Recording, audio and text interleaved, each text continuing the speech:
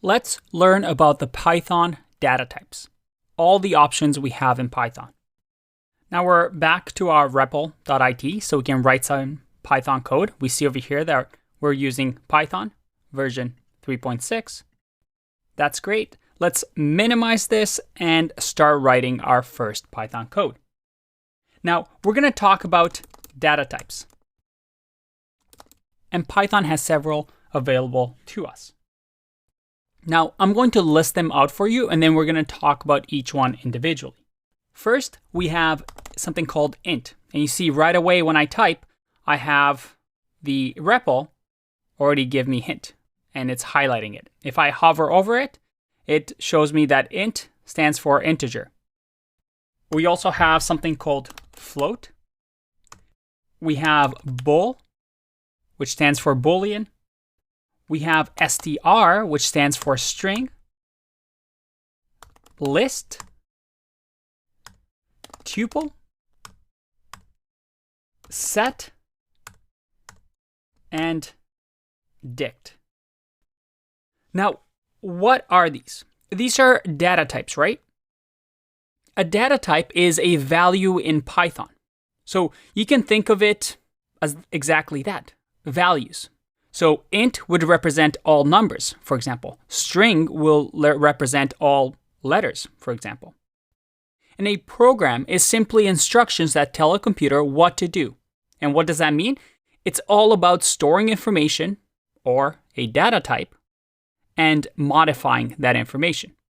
We're taking actions on these data types. So the two crucial steps when learning a programming language is that, well, we have these data types that we need to understand that exist in a language, and then we need to learn how we can manipulate the data, create, store, read, change, remove this data from the machine.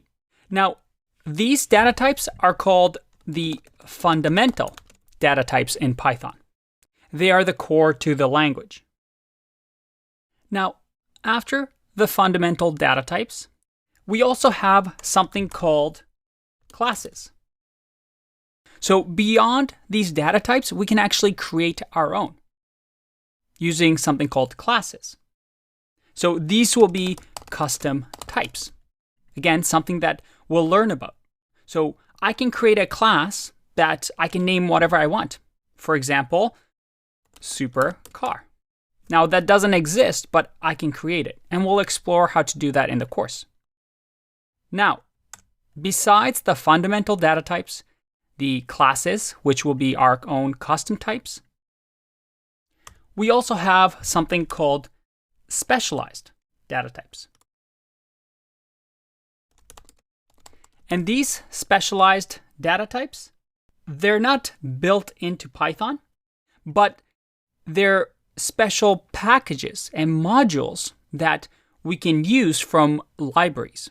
Now, again, this is a topic that we'll cover later, but these are, you can think of it as extra boosts. Whenever we don't have a data type that we want in the standard Python package, and maybe we don't want to create our own custom types, there are specialized data types that we can use from what we call modules. So you can think of it as extensions that we can add to the language. Again, something that we'll talk about later on in the course. And then finally, there's another type that is a little special called none. And none, as you can see, it's being highlighted, which means it means something in the language. None, as the name suggests, means nothing. It's kind of like the idea of zero in math. It's the absence of value.